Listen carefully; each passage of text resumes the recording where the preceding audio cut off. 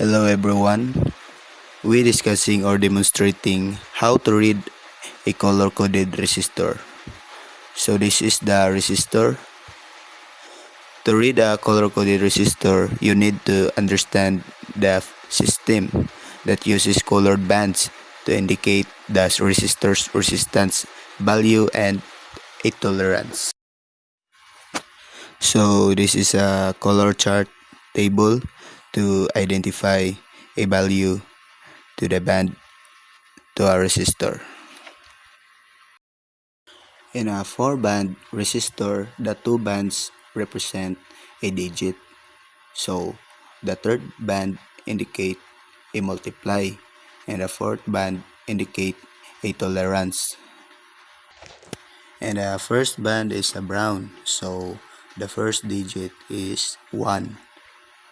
And the second band is black, so a digit 2 is 0.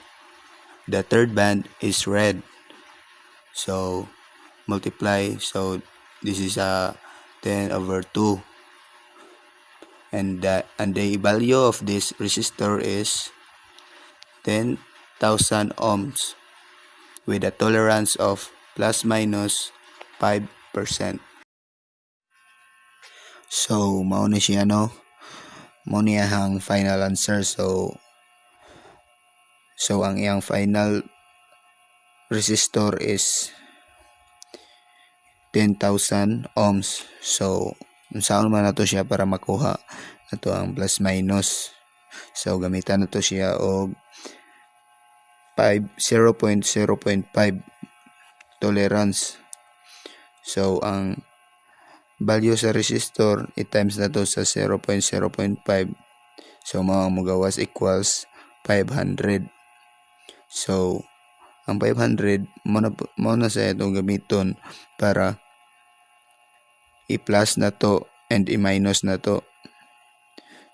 So ang 10,000 ohms atong i-plus to 500 equals 10,500. So mao na ang iyahang max, 10,500 ohms, and ang iyang mean is 10,000 minus 500 equals 9,500 ohms. So ang iyang mean is 9,500 ohms and iyang max is 10,500 ohms.